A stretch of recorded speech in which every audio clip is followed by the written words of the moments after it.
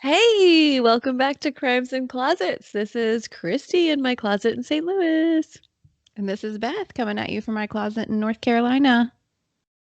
Hey, Beth, I'm Happy surprised we got that Tuesday. out because we were just laughing hysterically right before that. I can't believe we actually got that out. Oh, man. One day we're going to play all the outtakes for you guys. One day, maybe. Just take them all. Put them all down there. We have to laugh when we can because we're talking about like the worst possible crap ever.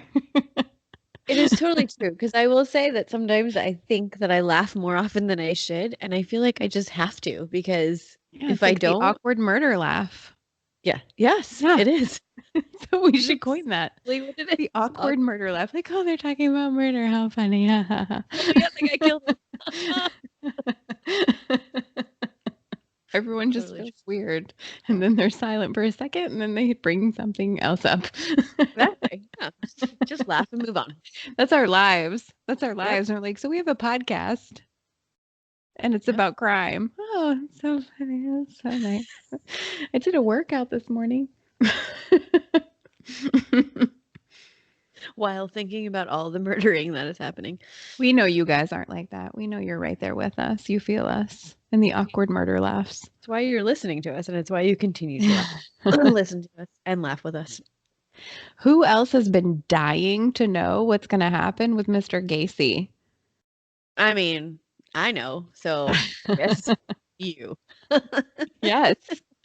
Me. Give it to me. If it's not just you, it doesn't matter because I'm only telling the story to you. So that's all that matters. So are you ready to hear the rest? Please. I am dying in my closet. Okay. So I shall continue. So in the last episode, which was only yesterday, guys, we ended with Gacy being released from prison after serving only 18 months of a 10-year sentence. And he goes on to live with his mother in Chicago and commits some more sexual assaults. This guy, to me, is like the Energizer Bunny. He just keeps on going and going and going. Gross. Who's going to stop him? So here we are, 1971 at this point.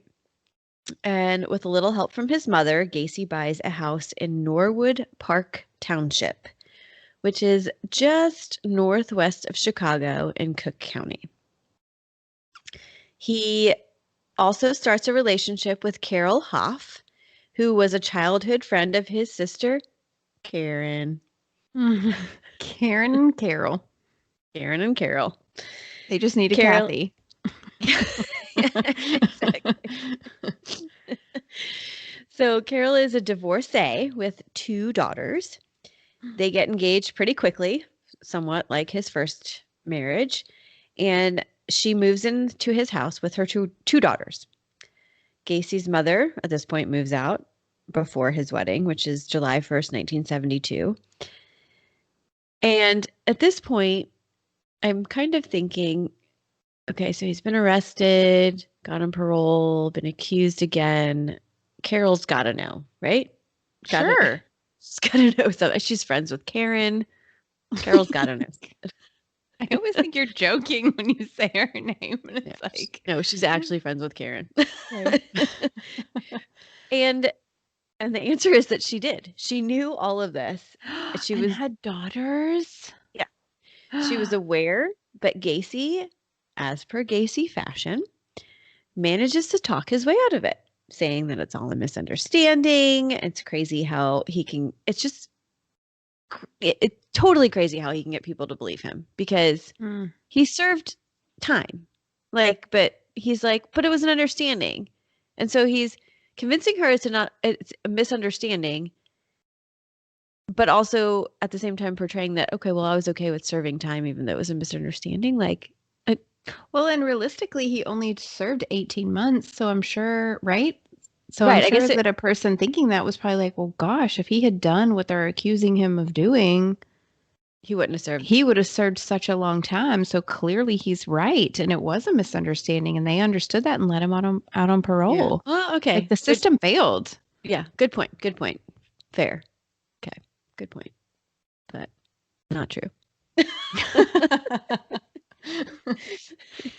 So, and crazy enough, here's the next thing. 1 week before his wedding, Gacy is arrested and charged with aggravated battery and reckless conduct. A week before he gets married. Against? Another youth that said Gacy used a sheriff's badge to lure him into his car and force him to perform oral sex.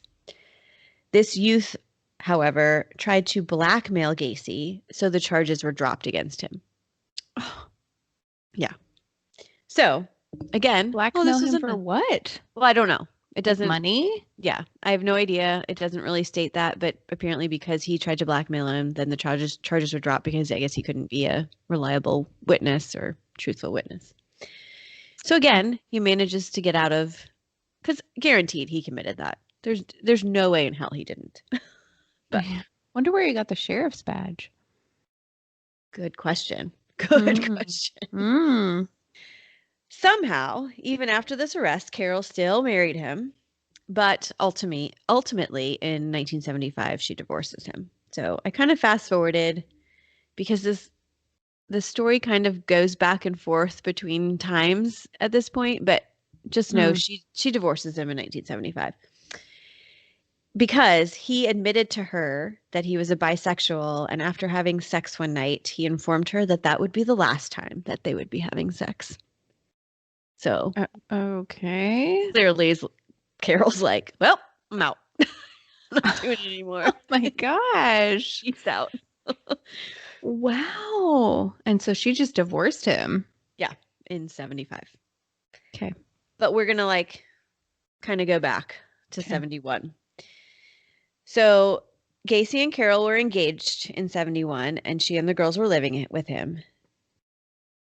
And this is when he actually commits his first murder in January of 1971, because they were not married until July of 72. Oh. I'm a little confused as to how that happened because they were living with him. And so the only thing I can think of is that there was a lot of reports about them going and visiting family and staying with them without Gacy. And so maybe they were just out of town at the time. Who knows? But this particular night, he decided to drive around downtown after attending a party where he saw 16-year-old Timothy McCoy on a bench at a Greyhound bus station. He lured him into the car, brought him out sightseeing, and offered him a place to stay for the night and told him that he would get him back to the bus station in time to catch his bus the next morning. Gacy awoke the next morning to Timothy in his doorway holding a knife. Gacy thought that his intent was to kill him, so he went after him and wrestled the knife away and started stabbing him and murdered him. Oh my. However, when he walked into the kitchen to clean up and clean the knife, he noticed that there were eggs, breakfast meats, etc. out on the counter. And Timothy had apparently been cooking breakfast for Gacy and went to wake him up, but inadvertently brought the knife with him. And so it was all just a misunderstanding. What? Come on. Yeah, poor 16-year-old kid. That sounds like a movie. I know. Exactly. Like a movie in which something is like, that would never actually happen. Right. That's just a plot line to make it dramatic. Right. Nope, this happened. So, despite the misunderstanding, Gacy at this point realizes the thrill of the kill.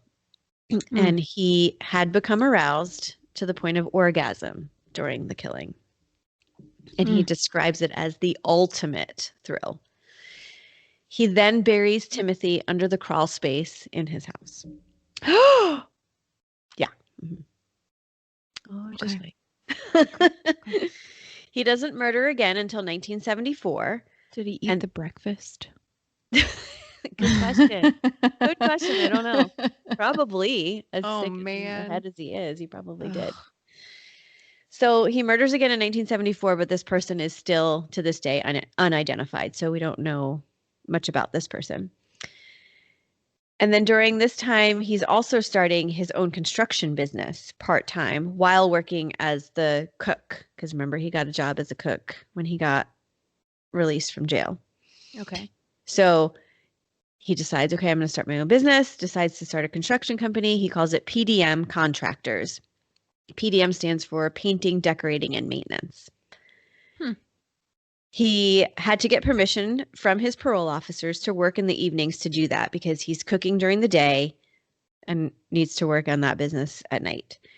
It started out real small, but it grew pretty quickly. And by 1973, which was only 2 years after he started it, he was able to quit cooking and work in this company.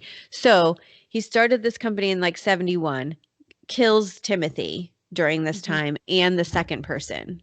Mm-hmm. And all this time, he's like a functioning member of society, starting a business, being a short order cook, has a second wife and kids. Like, that's what I'm saying. Like, Wow. timelines kind of go back and forth with him because he's doing all of these awesome things as a businessman, but at the same time doing these awful things. And he has kids too with his first wife. But Right. you had said he doesn't, He has no contact with them. no Once contact he with got them. Okay. convicted with that, she like took off and he never Mm. saw them again. She got Yeah. woke. Smartest woman Yeah. ever, I think. Got it. So he'll eventually it's at so I think at 1973 he quit the cooking and he's just working at his company and he'll eventually work for both his company and become a supervisor for PE Systems, which I guess at the time was a firm that concentrated on remodeling drugstores. So he has his own company and also working for another Good this grief. like construction company.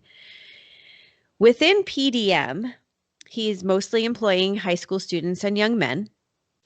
Oh no. He would often proposition them for sexual favors in exchange for the use of vehicles, for money, for promotions. At the same time, he's also back in politics. Construction company, another company he's working for, politics. Like, how do you killing people? How do you manage all of that? Like, I can't even manage my kids in school and cooking. Like, Right? And this podcast. We can barely even talk about you, dude. And you're like right. living this life. I know. I like look up and look at you, and your hands are on your head, like, what? How do I keep track of all of this? Yeah, I can't even follow this story. Exactly. Anyway, so he's back into politics, and in that position, he becomes director of the Polish Constitution Day Parade for the years between 1974 and 78, which apparently is the largest parade outside of Poland for this event. And I know this seems like such a trivial thing, except because of that role, he meets Lady Rosalind Carter, President Whoa, Carter's wife. yeah. I Has a love that name, picture. Rosalind. I know, it's such a pretty name. He has a picture with her. It's even signed. And at Hmm. this, like, this is pretty much an embarrassment for the Secret Service because this guy got Right? cleared to be with her, and he has a record. So Good point. anyway, so I know that there's like all these random little things, but they're important. Like, why? How did he get clearance for Secret Service? I don't know. Proves how he's a master manipulator The same way he got into college, apparently. without having a high school diploma. Exactly. Yes. So at this point, he also becomes a member of the Jolly Joker Clown Club.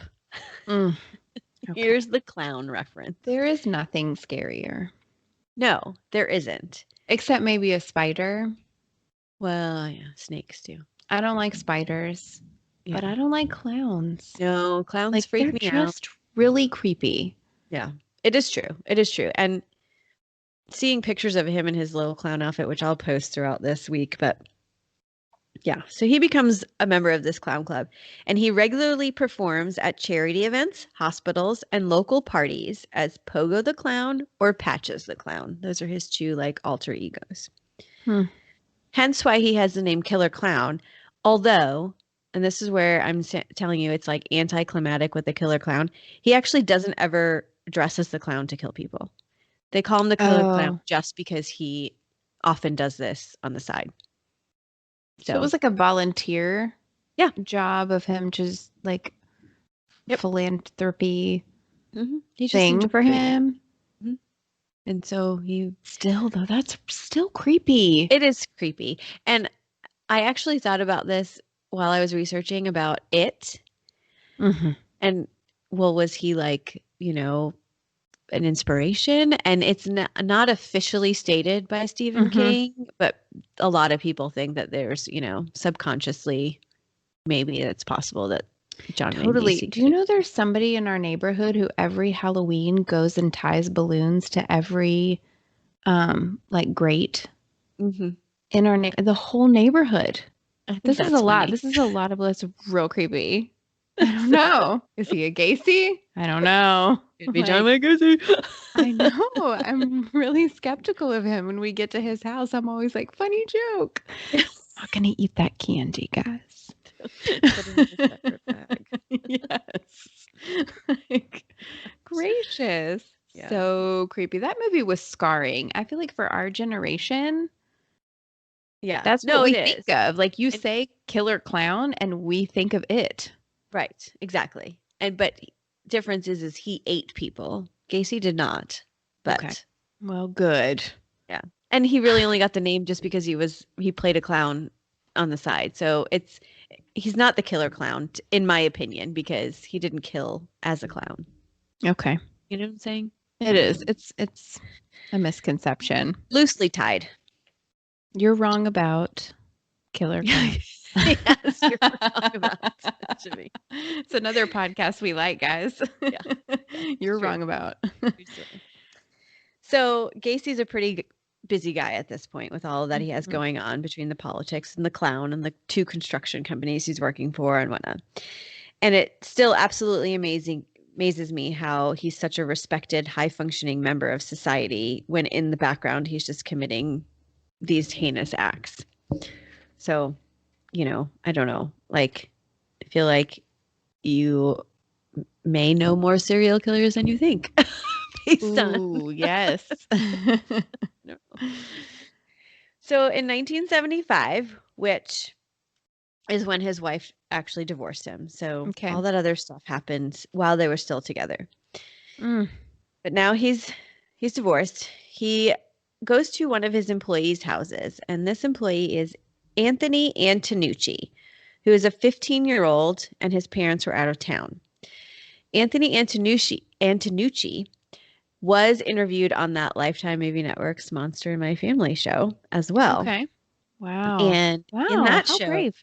yeah, he says that Gacy came over to check on him and started to wrestle with him because he was a wrestler in high school. And so Gacy kind of made this joke like, let's see what you're made of, and started wrestling him. And Mm-mm. all of a sudden, Antonucci's on the ground and Gacy has a handcuff on one of his arms behind his back. So he's fighting Gacy hard and he's trying not to let him get the other one on. But then eventually Gacy gets that one on, but it's kind of loose and not put on all the way. Gacy goes to the other room of the house, another room of the house, and Antonucci manages to get the handcuffs off because they're loose. But he pretends they're still on and keeps his hands behind his back. So when Gacy gets back in, he appears to still have his handcuffs on. And when he gets close to him, Antonucci basically like takes his legs out and Okay. wrestles him and puts the handcuffs on Gacy. Okay. And apparently, Gacy then says to him, "You're the first one to get them off. And you got them on me." Like, huh, hello, ding, ding, ding. You're the first one to get them off. Where do people buy handcuffs? I don't know. Do you ever wonder that? You hear all these like horror stories of people doing these random things with handcuffs. Like, where do they get them? There was no I don't know. Amazon. I mean, you could try. Try it. Look it I up. Now it's 2020. You can buy anything anytime. But Probably this is good. the 70s. Where did he get those handcuffs? I have no idea. No idea. It doesn't ever state where he got them from, but I mean, that's his handcuffs were thing. not a common thing. 50 Shades of Grey had not come out yet. Right. True. I know. That's what my head like. I'm like, now people get them from the store. Somebody Like, puts handcuffs on you, you're going to freak out. right. Freak out. Yeah. And this is his thing. He handcuffs people, gets them to do things, and then Huh. kills them. But this guy manages to get out of it. Hmm. And again, Gacy laughs it off as some sort of test. Like, I just wanted to see how tough you were, blah, blah, blah, blah. And so Antonucci just is like, okay, you're a weirdo, but I'm still going to work for you. So he works for him still for a couple more years, but manages Wow. to survive this, clearly. Okay. So thankfully. But a week after this attack, another employee goes missing. And this employee had been complaining about not getting his wages on time. And somehow they were fighting over this. Even the teenager's dad was kind of involved in the dispute. But Gacy sees him downtown at some point, lures him into his car, brings him back home for a drink, handcuffs him, and strangles him. He intended to bury him in the crawl space. But, so I'm sorry, I was mistaken. They did get divorced in 75, but the family they're still living there until like 76. Okay. Because I think she had to like figure out where she was going to go to live Sure, and whatnot sure. after that. So Mm. they come home from wherever Mm. they are that weekend early, and he can't bury him in the crawl space. So he like hides him in the garage and then ends up burying him underneath some concrete in the garage. What? Yes. If you think that's crazy, I guess you're just going to have to wait to see how much crazier it Oh, gets Christy. after this.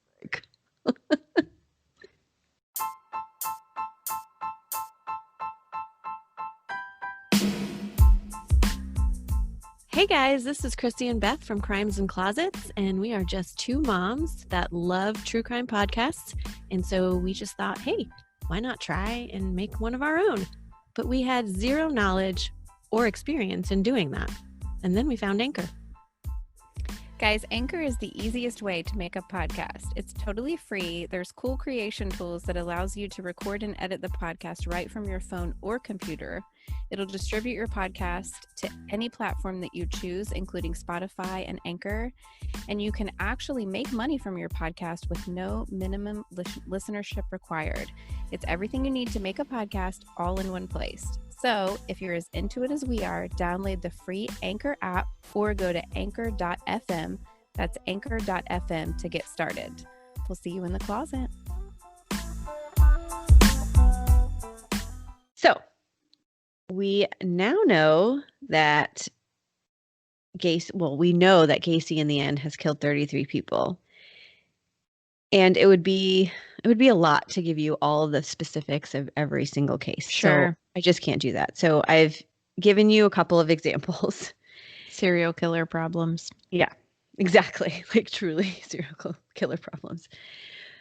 So from this point, a majority of the murders that he commits are between 1976 and 78. And that's basically due to the fact that at this point, his wife has moved out with the kids and he's now by himself. So he can fully commit now to this. Right. Wow. Ugh. So in 1976, he commits 12 murders. Wow. He prefers basically one a month, I guess, huh? He prefers to lure them into his home, restrain them, sexually assault them, and then strangle them. Are these all young They're all boys? teenage boys. Okay. Yeah, all teenage boys. And he uses a tourniquet with a hammer that he'll twist to tighten it until basically they're just struggling to breathe and just stop moving. And all 12 of these boys are buried under his dining room, master bedroom, or in the crawl space under his house. Good grief. What kind of house is this? It was a very small, like, ranch from the pictures that I saw. And I also did see in some reports that neighbors like complained about smells and saying he had to do something about it. But like other than that, 30 30-some people? Yeah, because in the end, that's what it was. Right. Wow. Exactly. And clearly he had the first one was in 72, and then the next one 74. So he had two bodies in there and they're rotting. Anyway, one of the victims was Gregory Godzik. He's a 17-year-old who worked for him for only about 3 weeks. And in those 3 weeks, he had mentioned to his family that before he disappeared clearly, that Gacy had asked him to dig trenches for some sort of drain in his crawl space. Clearly, Gacy needed help digging all of the graves, and unfortunately, Gregory would end up in one of them. Digging his own grave. Yes. 17 years old. Wow. Yeah, I can't. In 1977, he committed 17 murders. What? Burying them under his house or under his garage. At some point after he's caught, he does admit that he ran out of room under his house and started disposing of them in the Des Plaines River, which I think ended up being 4 total boys that were tossed into this river because he didn't have any more room to bury them. Should have bought a bigger house. I know, right? Buy a bigger house next time. On December 11th, 1978, we begin the takedown of John Wayne Gacy. Oh, Robert Piest, I think that's how you say that, or Peist, I don't know. A 15-year-old who worked at a pharmacy. He was ending his shift, and his mother had arrived about, 10, 15 minutes early to pick him up. He comes out and lets his mom know that a contractor had come in that day, and he got to talking to him, and he thought he could make more money working for him over the summer, and so he wanted to go out back and talk to him before he left. Well, he walked away and didn't return to the car. And so his mom was kind of like, what's going on? Talked to the pharmacy owner, got some information from him, and the next day mom reports him missing. The pharmacy owner day. Yeah, I know. That doesn't make sense to me because I feel like if I was there to pick my kid up and he never came back to the car. Right. I don't know though. It may have been late. I don't know, but still, I guess 911's 24/7. So yeah. So that's a little bit alarming, but she reports him the next day. The pharmacy owner had told them that John Wayne Gacy had come into the store that day because, remember, he worked for this company that remodels pharmacies specifically. So he was working on a remodel for that guy, for the pharmacy. So this must be the contractor that Robert went to talk to. The police look into Gacy at that point and find out about his record in Iowa. Well, thank God. Yes, exactly. But they just find out that he has a record. They don't really have a whole lot of detail on it. They just find out that he has a record. But so that was on December 12th. December 13th, a search warrant, because he has a record and he was the last person probably that was seen with him, was issued and carried out. And they found a lot of things in Gacy's home, including a ring from the same high school that Robert went to, but it wasn't his because it was inscribed with different initials. A blue parka. You know what a parka is? Yeah. I did not know what a parka was until like you 2 years ago. They weren't called parkas where I was from. What do you call them? It's like a winter coat. That's Oh. what they called it. Like, it wasn't a parka. Okay.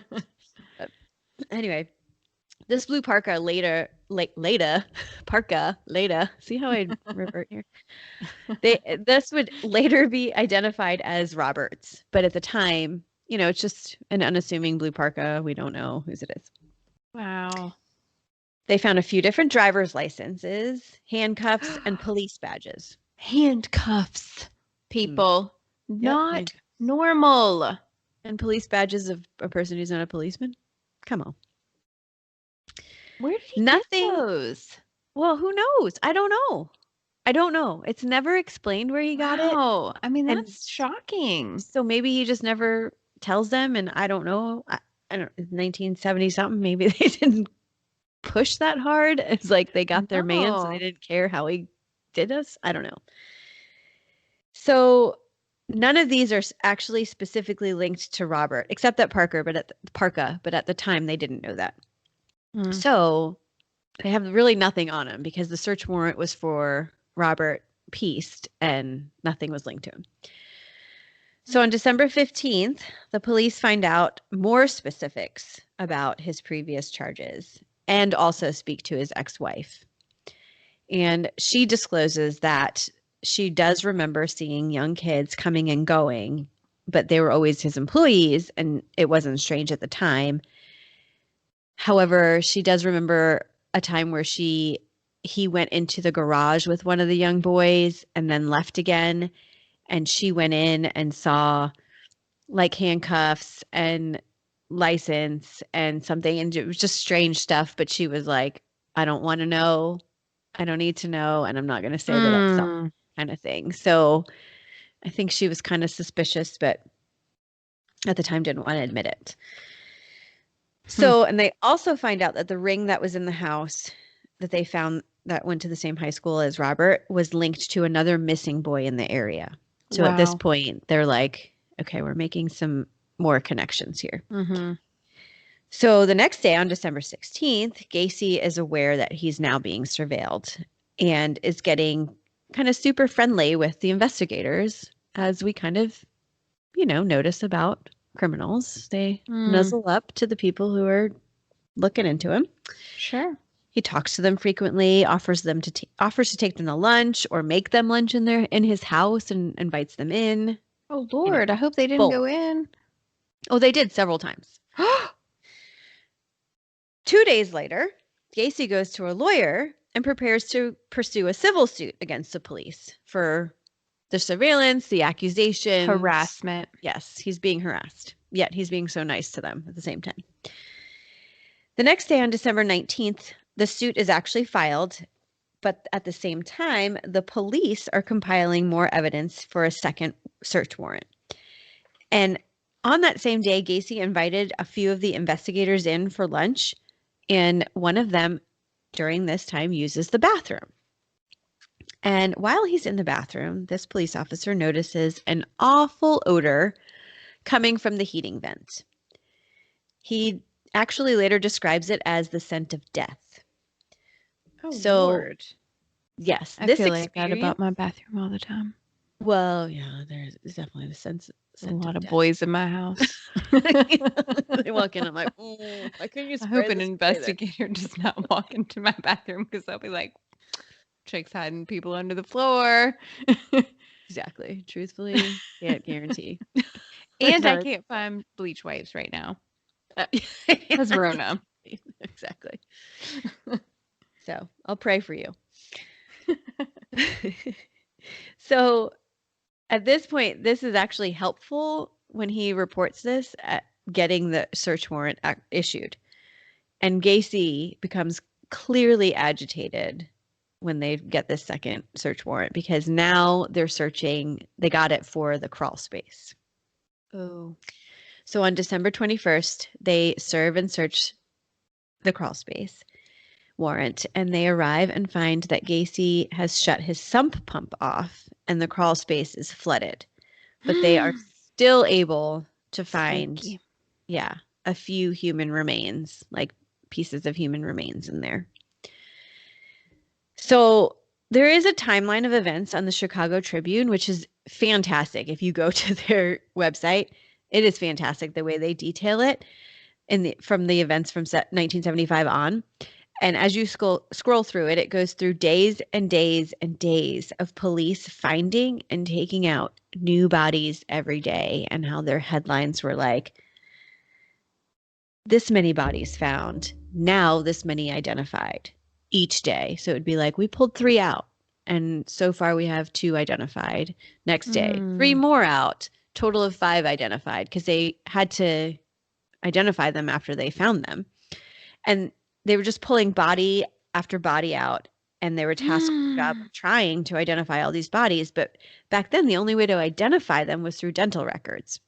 I mean, clearly, you don't have everybody's dental records at your disposal. You know, like no DNA, right? Right. And so if you find a body it's like, okay, well, do we have the dental records of this person that's missing? But they have 30, in the end, 33 bodies that they're trying to figure out. Oh, are all these people missing right here? Where are they from? Blah, blah.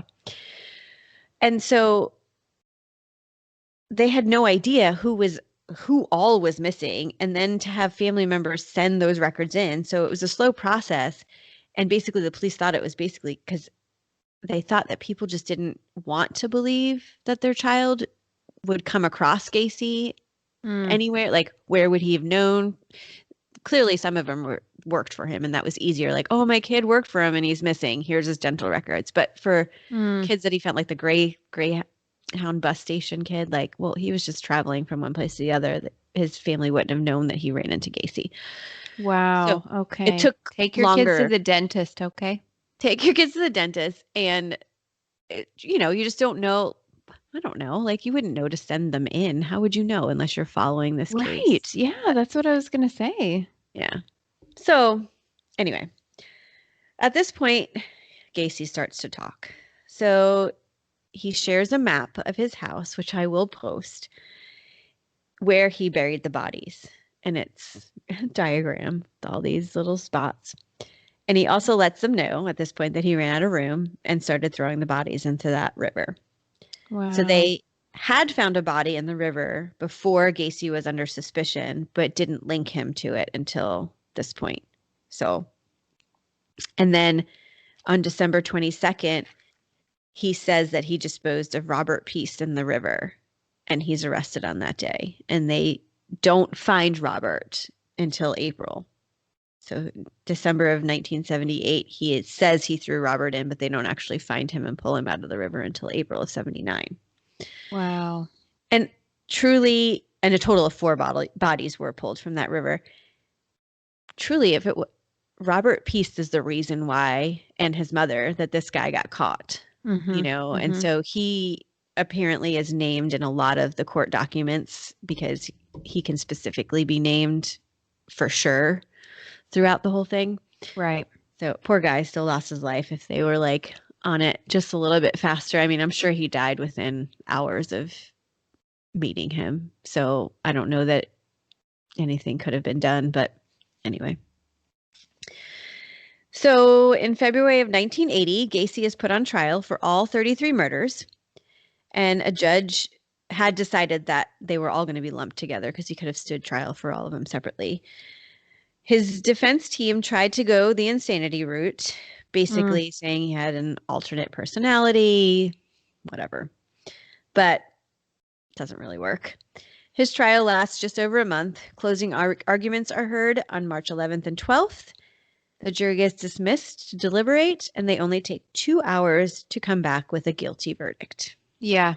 Mm-hmm. Yeah, pretty simple. Open and shut case here. He is sentenced to death on March 13th. So apparently back then it didn't take very long to actually sentence you. You got a verdict one day on the 12th. I know, right? And then the next day you're sentenced to death. He's actually Times were sentenced to simpler. 12 death sentences Oh, and 21 natural life sentences. that seems weird. Okay. Yeah. Well, I think it's basically guaranteeing that he's going to die. Yeah. This is like pre-DNA. Yeah. Things were so much easier Right. before we had all this technology and Yeah. So he's incarcerated for a total of 14 years because he's clearly making several appeals, but they all he attempts, but they all fail. And he's put to death on May 10th, 1994 by lethal injection. Wow. Okay. I think this might be the first person that we've ever done that has actually been executed. Mm-hmm. Wow. Yeah. Oh, and not fun, but interesting little fact, during his appeal attempts, he actually sets a 911 number up that has, when you called it, it had a 12-minute message declaring his innocence. That I wish I could get my hands on that to hear it. Right? That would be very interesting. I would listen to the whole 12 minutes. I know I would too. I'd probably post it. Or put it at the end of the episode. Listen to 12 minutes of this. Wow. So he's gone. He's gone He's and dead. gone. He's gone. So, but while he was in jail for those 14 years with the appeals going on, he painted a lot of paintings, some of clowns, some of Mm. Elvis, some of like random things. And they were auctioned off a few days after his death, and two businessmen, and actually a lot of his belongings were almost auctioned off to help pay for his defense, but they like put a nix on that because they were like, no, no, no, sorry, you're not gonna like make money on your stuff. Profit from your crimes, yeah. Yeah. But after his death, they were auctioning this off. And it did go like whatever money for these items that it went to a charity. I can't remember the name of it. But two businessmen purchased 30 pieces of art and then held a bonfire that had 200 people in attendance. 9 of the victims' families were there, and they were throwing all of his Wow. things in this bonfire. So I think that's pretty Gross. awesome. I don't know. Oh man. Random side notes, I guess, for this is in April of 1979, his house was demolished after they had gotten all the bodies out. I mean, it was demolished within them searching because they just kept pulling it Sure. You apart rip it looking for up, right? more. But it was completely demolished and the lot remained vacant until 1988. And then that's when someone built a new home on the lot, Mm, mm, mm. which, by the Tell way, it. Tell it. I am fairly certain because we're recording this before this is going to drop, but I am planning on visiting this site and taking a picture there, and I'm going to be so excited if I do. I am going to be so excited So, too. and Oh my now I feel like I gosh. have to because now it's ingrained in the recording. So I That have house has to be pretty. it's actually a cute house, and somebody built it for like their retired parents, and they changed the name or the number of the address. Like it Oh, was like okay. 8213, and now they just changed it to 8215 or something like that. Right. So It's nice. Isn't that yeah, interesting how we build society around yeah, these like yeah. crazy killers? Right. For so long, I think the neighborhood was like happy that there was nothing there, but then at the same Mm-hmm. time, they were excited when something came there because they were like, okay, we can start fresh and like be like Until the somebody shows up to take a picture. I know, crazy things. And it's Show up, like, I take a have a picture. I'm like, podcast. Leave me selfie in alone. 3 seconds. Oh, Um, Also one more side note that um 8 of the bodies weren't identified at the time, but they were buried in caskets that were donated. And I watched another docu-series on Hulu about this. It was called Deadly Legacy. And there's this cold case detective that's dedicated like his work to identifying these boys. And as far as I know, 2 of them have been identified. So there's still 6 that have not been identified Mm. because now that there's more DNA, they can, if family members think that it's possible, they actually had, it was interesting to see that because they found one family who thought it was possible that their brother ran into him and they sent DNA in and it ended up being true. But then they had another one that sent DNA in and he wasn't a victim of him, but they did solve his crime in the Oh, process wow. of it in some way. Huh. So it was kind of interesting. So, but there's still 6 that are left That's so unidentified. sad. Wow. So 6 And of 33. yes, 6 of 33. And if you are so inclined to stick with me for a few more minutes, I'd actually like to highlight all of these victims instead of just Yes. Gacy getting all of the credit for this. I know. So we have Timothy Jack McCoy, who is 16, buried in a crawl space. John Butkovich, 18, buried in the garage. Daryl Julius Sampson, 18, under the dining room. Randall Wayne Reffitt, 15, crawl space. Samuel G. Dodd Stapleton, 14, crawl space. Michael Bonin, 17, crawl space. William Huey Carroll Jr., 16, crawl space. James Byron Hakinson, 16, crawl space. Rick Lewis Johnston, 17, crawl space. Kenneth Ray Parker, 16, crawl space. Michael Marino, 14, crawl space. William George Bundy, he's the one that they discovered on that show. Mm. 19, crawl space. Gregory John Godzik, 17, crawl space.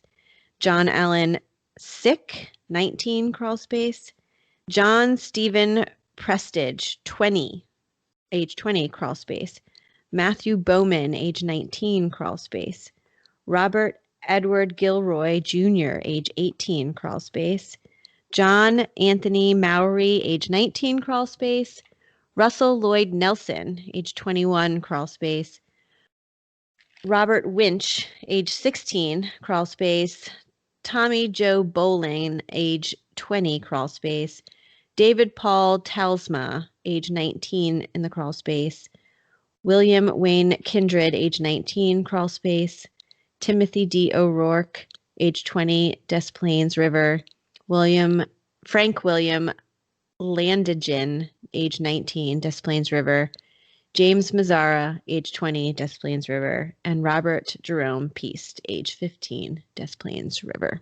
And then the other 6 were all in the crawl space, 1 in the backyard. They don't have identified yet. So That is haunting. I love that you read their names. I thought it would be better Also, to highlight them. everyone in the 70s named their kids John or Robert. You're a big one too. It's true. Yeah. There's a lot of Johns and a lot of Roberts and a lot of sadness and all those families. That's so sad. All these kids. True. Yep. What a kook. Total kook. Yep. Anyway, but that's all I got another kook for you next week. Yeah. Can't wait to hear about that one. Killer September. Do you want to make that an audio? Totally should. You can play it all month long. Yep. Mm-hmm. You should. I'm ready for you. I'm ready to listen, not tell. I loved it. That was crazy. Mm-hmm. Yeah. I tell you, man, this is why we don't do the serial killers. Mm-hmm. It's true. Because you can't listen to them before bed. Without drinking. No, ever, period. Mm-hmm. It's real creepy. Especially if you have kids, right? Ooh. Mm-hmm. I don't like it. Mm. I don't like your boy's band teacher. I don't like your boy's math teacher. Like, gross. Yeah. Isn't that terrible? We're jaded people. Mm-hmm. Yeah. Y'all are jaded people because you're listening too. But yep, you stuck with us. Fool. Yeah. Thank you for joining us, guys. As always, we thank you so much for being a part of our family here in Crabs and Closets and for joining us every single week. And we are super excited about this month. This is really fun for me. I twisted Christy's arm, but I'm into the serial killers and we're going to make it happen for you guys. And we're doubling up on episodes and making the crazy just more abundant, and we can't wait. And we want to know what you think. So please reach out to us on Facebook and Instagram and send us an email, find us on our website. Like, we want to hear from you. Keep the suggestions coming because we will get back to business as usual and, you know, do those normal everyday small town cases. So we want to hear what stories you guys want to tell for us. So keep them coming because we really like that. And always remember, the world is scary. People suck. Hide in your closets. What am I talking about? Hide us in your closets too because we're cool. Hide in your closets, y'all. See you next week.